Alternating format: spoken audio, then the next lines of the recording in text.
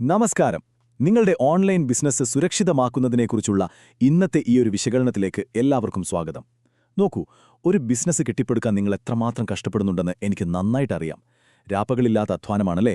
പക്ഷേ ഇന്നത്തെ കാലത്ത് നമുക്കൊരു ഓൺലൈൻ ബിസിനസ് ഉണ്ടെങ്കിൽ ആ ഡിജിറ്റൽ സ്റ്റോർ ഫ്രണ്ട് തന്നെയാണ് നമ്മുടെ യഥാർത്ഥ ഉപജീവന മാർഗം. അത് തകർന്നാൽ പിന്നെ എല്ലാം തകർന്നു. അപ്പോൾ ഇന്ന് നമ്മൾ നോക്കാൻ പോകുന്നത് നിങ്ങളുടെ ആ ഡിജിറ്റൽ സാമ്രാജ്യത്തെ എങ്ങനെ പ്രതിരോധിക്കാം എന്നതിനെക്കുറിച്ചാണ്. സത്യം പറഞ്ഞാൽ ഇതൊരു സർവൈവൽ ഗൈഡാണെന്ന് തന്നെ പറയാം. ശരി, നമുക്കിതിലേക്ക് നേരിട്ട് തന്നെ കടക്കാം. നമ്മളിൽ പലരും വിചാരിക്കുന്നത് എന്താണെന്നോ, ആപ്പിൾ അല്ലെങ്കിൽ ഗൂഗിൾ പോലെയുള്ള വമ്പൻ കോർപ്പറേഷനുകളെ മാത്രമേ ഈ ഹാക്കർമാർ ലക്ഷ്യം വയ്ക്കൂ എന്നാണ്. എന്റെ ഈ ചെറിയ കട ആർക്ക് വേണം എന്നും നിങ്ങളും ചിലപ്പോൾ ചിന്തിക്കുന്നുണ്ടാകാം. പക്ഷേ ഒരു നിമിഷം സ്വയം ഒന്ന് ചോദിച്ചു നോക്കൂ. നിങ്ങളുടെ ഓൺലൈൻ ബിസിനസ് ശരിക്കും സുരക്ഷിതമാണോ? നിങ്ങളുടെ സിസ്റ്റത്തിലുള്ള വിവരങ്ങൾ സേഫാണെന്ന് നിങ്ങൾക്ക് 100% ഉറപ്പുണ്ടോ? ഇവിടെ നിന്നാണ് നമ്മളിന്ന് തുടങ്ങുന്നത്. ഇപ്പോൾ ഇതിലെ ശരിക്കും കൗതുകരമായ കാര്യം എന്താണെന്ന് വെച്ചാൽ, ലോകത്ത് നടക്കുന്ന ആകെ സൈബർ ആക്രമണങ്ങളിൽ 43% ലക്ഷ്യം വെക്കുന്നത് നിങ്ങളെപ്പോലെയുള്ള ചെറുകിട ബിസിനസ്സുകളെയാണ്. ഒന്ന് ചിന്തിച്ചു നോക്കൂ, ഏകദേശം പകുതിയോളം. ഇതൊരു വലിയ ഞെട്ടിക്കുന്ന യാഥാർത്ഥ്യമാണല്ലേ? നമ്മൾ വാർത്തകളിൽ കാണുന്നത് എപ്പോഴും വലിയ കമ്പനികളുടെ ഡാറ്റ ചോർച്ചകൾ മാത്രമാണ്. എന്നാൽ യാഥാർത്ഥ്യം അതല്ല. ദിവസവും ആയിരക്കണക്കിന് ചെറുകിട വ്യാപാരികൾക്കാണ് അവരുടെ ജീവിത സമ്പാദ്യം നഷ്ടപ്പെട്ടുകൊണ്ടിരിക്കുന്നത്. അതുകൊണ്ടുതന്നെ ഇത് നമ്മൾ വളരെ ഗൗരവമായി എടുക്കേണ്ട ഒരു വിഷയമാണ്. അപ്പോ ഇതാ നിങ്ങളുടെ ഡിജിറ്റൽ ജീവിതം സുരക്ഷിതമാക്കാനുള്ള ഇന്നത്തെ നമ്മുടെ ആ സർവൈവൽ മാപ്പ്. 1. മറഞ്ഞിരിക്കുന്ന ഡിജിറ്റൽ ഭീഷണി. 2. സാധാരണയായി നമ്മൾ വരുത്തുന്ന സൈബർ സുരക്ഷാ തെറ്റുകൾ. 3. അത്യാവശ്യമായ പ്രതിരോധ തന്ത്രങ്ങൾ. 4. ഉപഭോക്തൃ വിവരങ്ങൾ സുരക്ഷിതമാക്കൽ. 5. ഒരു സുരക്ഷാ സംസ്കാരം കെട്ടിപ്പടുക്കൽ. പിന്നെ അവസാനമായി 6. എപ്പോഴും ഒരു പടി മുന്നിൽ നിൽക്കുക. ഒന്നാമത്തെ വിഭാഗം, മറഞ്ഞിരിക്കുന്ന ഡിജിറ്റൽ ഭീഷണി. എന്തുകൊണ്ടാണ് ചെറുകിട ബിസിനസ്സുകൾ ഇവരുടെ പ്രധാന ഇരകളാകുന്നത് എന്ന് നമുക്ക് നോക്കാം. ഹാക്കർമാരെപ്പോഴും തിരയുന്നത് തുറന്നിട്ട വാതിലുകളാണ്, അല്ലാതെ വലിയ ബാങ്ക് നിലവറകളല്ല. ഒരു കള്ളന്റെ കാര്യം തന്നെ എടുക്കാം, അല്ലേ? അയാൾക്ക് ഏറ്റവും സുരക്ഷയുള്ള ഒരു ബാങ്ക് കൊള്ളയടിക്കുന്നതിനേക്കാൾ എത്രയോ എളുപ്പമാണ് രാത്രി തെരുവിലൂടെ നടക്കുമ്പോൾ ആരെങ്കിലും വീടിന്റെ വാതിൽ തുറന്നിട്ടിട്ടുണ്ടോ നോക്കുന്നത്. ഹാക്കർമാരും കൃത്യമായി ഇതുതന്നെയാണ് ചെയ്യുന്നത്. വലിയ കോർപ്പറേഷനുകൾക്ക് ലക്ഷങ്ങൾ വിലമതിക്കുന്ന ഫയർവാളുകളും സുരക്ഷാ ഉദ്യോഗസ്ഥരുമൊക്കെ ഉണ്ടാകും. എന്നാൽ നമ്മുടെ സാധാരണ ഓൺലൈൻ ബിസിനസ്സുകൾക്ക് അതൊന്നും ഉണ്ടാകില്ലല്ലോ. അപ്പോൾ ഹാക്കർമാർ ഇന്റർനെറ്റിലൂടെ ഇങ്ങനെ പരതി നടക്കും, ആരുടെയെങ്കിലും പാസ്വേഡുകളോ സോഫ്റ്റ്വെയറുകളോ ദുർബലമാണോ എന്ന് നോക്കാൻ. ആ തുറന്നിട്ട വാതിൽ അതൊരിക്കലും നിങ്ങളുടെ ബിസിനസ്സിൻ്റേതാകരുത്. ഇനി നമുക്ക് രണ്ടാമത്തെ വിഭാഗത്തിലേക്ക് കടക്കാം. സാധാരണയായി വരുത്തുന്ന സൈബർ സുരക്ഷാ തെറ്റുകൾ, അഥവാ നിങ്ങളുടെ കവചത്തിലെ ദുർബലമായ കണ്ണികൾ. ഇവിടെ ഏറ്റവും നിർണായകമായ കാര്യം എന്താണെന്ന് വെച്ചാൽ, ഫിഷിംഗ് എന്ന് പറയുന്ന ഈ ഒരു തട്ടിപ്പ് രീതി മനസ്സിലാക്കുക എന്നതാണ്. നമ്മുടെ ബിസിനസ്സിന്റെ താക്കോൽ കൈക്കലാക്കാൻ രൂപകൽപ്പന ചെയ്ത വ്യാജ സന്ദേശങ്ങളാണിവ. വളരെ ലളിതമായി പറഞ്ഞാൽ, ഒരു തട്ടിപ്പുകാരൻ പോലീസിന്റെയോ മറ്റോ വ്യാജ യൂണിഫോം ധരിച്ച് നിങ്ങളുടെ കടയിൽ വന്ന് നിങ്ങളെ കബളിപ്പിക്കുന്നതിന് തുല്യമാണിത്. നിങ്ങളുടെ ബാങ്കിൽ നിന്നോ അല്ലെങ്കിൽ നിങ്ങൾ സ്ഥിരമായി സാധനങ്ങൾ വാങ്ങുന്ന കമ്പനിയിൽ നിന്നോ ആണെന്ന് തോന്നിപ്പിക്കുന്ന രീതിയിൽ അവർ നിങ്ങൾക്ക് ഇമെയിലോ മെസ്സേജോ അയക്കും. അതിൽ ക്ലിക്ക് ചെയ്ത് പാസ്വേഡ് അടിച്ചു കൊടുക്കാൻ അവർ ആവശ്യപ്പെടും. ഒറ്റനോട്ടത്തിൽ കണ്ടാൽ അത് ഒറിജിനലാണെന്നേ നമ്മൾ കരുതൂ. അവിടെയാണ് ശരിക്കും നമ്മൾ വഞ്ചിതരാകുന്നത്.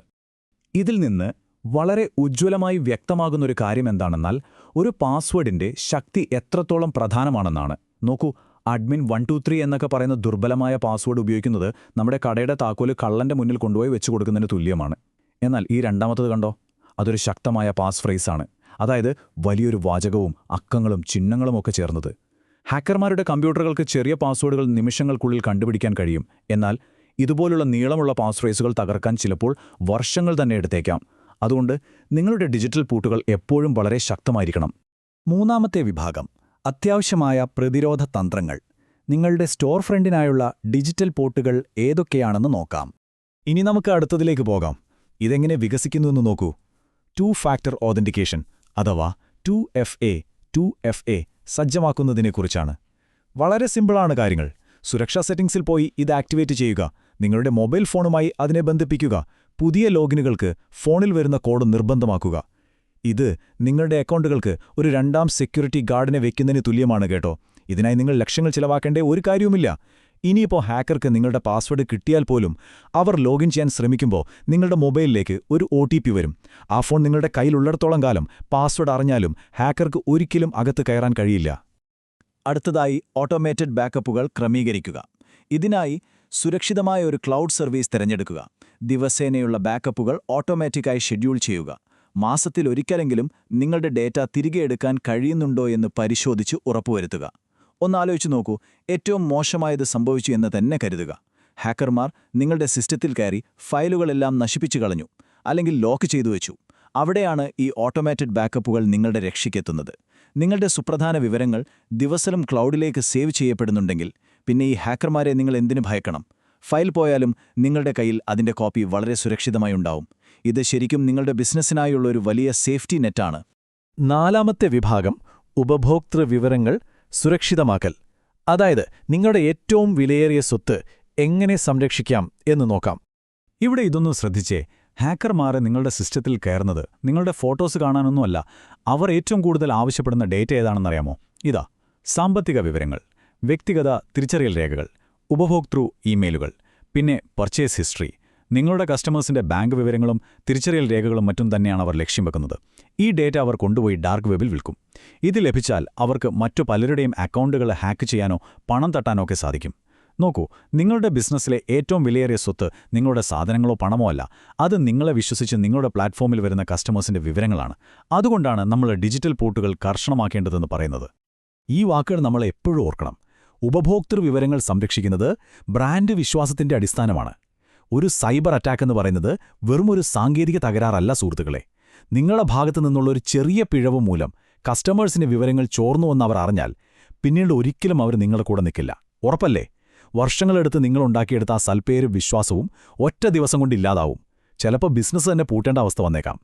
ഇനി 5ാമത്തെ വിഭാഗത്തിലേക്ക് വരാം.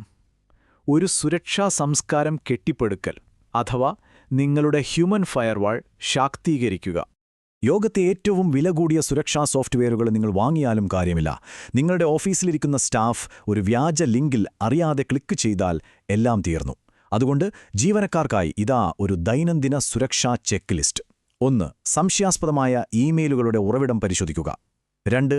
പാസ്വേഡുകൾ ഒരിക്കലും മറ്റുള്ളവരുമായി പങ്കുവെക്കാതിരിക്കുക. 3. സോഫ്റ്റ്വെയറുകൾ ഉടൻ തന്നെ അപ്ഡേറ്റ് ചെയ്യുക. 4. സീറ്റിൽ നിന്ന് മാറുമ്പോൾ എപ്പോഴും സ്ക്രീൻ ലോക്ക് ചെയ്യുക. നിങ്ങളുടെ ഫോണിലോ കമ്പ്യൂട്ടറിലോ പുതിയ സോഫ്റ്റ്വെയർ അപ്ഡേറ്റ് ചെയ്യാൻ നോട്ടിഫിക്കേഷൻ വന്നാൽ അതപ്പോൾ തന്നെ ചെയ്യുക. കാരണം അതിൽ പുതിയ സുരക്ഷാ പാച്ചുകൾ ഉണ്ടാകും. ഈ ചെറിയ കാര്യങ്ങൾ വലിയ അപകടങ്ങളെ ഒഴിവാക്കും. ഓർക്കുക, നിങ്ങളുടെ ജീവനക്കാരായിരിക്കണം നിങ്ങളുടെ ഏറ്റവും ആദ്യത്തെ പ്രതിരോധ നിര. ഇനി നമ്മൾ 6ാമത്തേതും അവസാനത്തേതുമായ വിഭാഗത്തിലെത്തിയിരിക്കുകയാണ്. എപ്പോഴും ഒരു പടി മുന്നിൽ നിൽക്കുക. നിങ്ങളുടെ ഡിജിറ്റൽ ഇടത്തിലെ നിരന്തരമായ ജാഗ്രതയെക്കുറിച്ചാണിത്. സൈബർ സുരക്ഷ എന്നത് ഇന്ന് ചെയ്തിട്ട് നാളെ മറക്കാവുന്ന ഒന്നല്ല കേട്ടോ. ഇതൊരു പ്രതിമാസ സുരക്ഷാ താളമാണ്. നോക്കൂ, 1-ാം ആഴ്ച സോഫ്റ്റ്വെയർ അപ്ഡേറ്റുകൾ പരിശോധിക്കുക. 2-ാം ആഴ്ച ആരൊക്കെ ലോഗിൻ ചെയ്തു എന്ന വിവരങ്ങൾ അഥവാ ആക്സസ് ലോഗുകൾ അവലോകനം ചെയ്യുക. 3-ാം ആഴ്ച നമ്മൾ നേരത്തെ പറഞ്ഞ ബാക്കപ്പുകൾ കൃത്യമായി പ്രവർത്തിക്കുന്നുണ്ടോ എന്ന് ടെസ്റ്റ് ചെയ്യുക. വണ്ടിക്ക് നമ്മൾ കൃത്യസമയത്ത് ഓയിൽ മാറ്റുന്ന പോലെ തന്നെയല്ലേ ഇതും. നമ്മുടെ ഡിജിറ്റൽ സുരക്ഷയും കൃത്യമായ ഇടവേളകളിൽ പരിപാലിക്കണം. നിങ്ങളുടെ തിരക്കുകൾക്കിടയിൽ ഇതിനായി കുറച്ച് സമയം മാറ്റിവെക്കുക. ഇതിനൊക്കെ മാസത്തിൽ ചിലപ്പോൾ 1-2 മണിക്കൂറുകൾ മാത്രമേ ആവശ്യമായി വരികയുള്ളൂ. ഇത്തരത്തിൽ ഇത് വിഭജിച്ച് ചെയ്യുമ്പോൾ ഈ സുരക്ഷ എന്നത് നമ്മളെ ഭയപ്പെടുത്തുന്ന ഒന്നല്ലാതായി മാറുകയും വളരെ എളുപ്പമുള്ളൊരു ശീലമായി മാറുകയും ചെയ്യും. അപ്പോൾ നമ്മൾ ഒരുപാട് കാര്യങ്ങൾ ഇന്ന് കണ്ടു അല്ലേ? പാസ്വേഡുകൾ മുതൽ ബാക്കപ്പുകൾ വരെ. പക്ഷെ ഇതൊക്കെ കേട്ട് വെറുതെ ഇരുന്നാൽ പോരാ, നമ്മൾ പ്രവർത്തിക്കണം. അറിവ് പ്രാവർത്തികമാക്കുമ്പോഴാണ് അതിന് ശരിക്കും ശക്തി ഉണ്ടാകുന്നത്. നിങ്ങളുടെ അധ്വാനമാണ് നിങ്ങളുടെ ബിസിനസ്. അത് സംരക്ഷിക്കേണ്ടത് നിങ്ങളുടെ മാത്രം കടമയാണ്. അതുകൊണ്ട് അവസാനമായി നിങ്ങളോട് എനിക്ക് ചോദിക്കാനുള്ളത് ഇതാണ്: നിങ്ങളുടെ ഡിജിറ്റൽ സംരക്ഷണത്തിനായി ഇന്നത്തെ ഈ വിശകലനത്തിന് ശേഷം നിങ്ങളുടെ ബിസിനസ്സിനായി ഇന്ന് നിങ്ങൾ സ്വീകരിക്കുന്ന ആദ്യത്തെ സുരക്ഷാ നടപടി എന്തായിരിക്കും? ഒന്ന് ചിന്തിച്ചു നോക്കൂ. ഉടൻ തന്നെ പ്രവർത്തിക്കുക. അപ്പോൾ പുതിയൊരു വിശകലനവുമായി നമുക്ക് വീണ്ടും കാണാം. അതുവരെ എല്ലാവരും സുരക്ഷിതരായിരിക്കുക.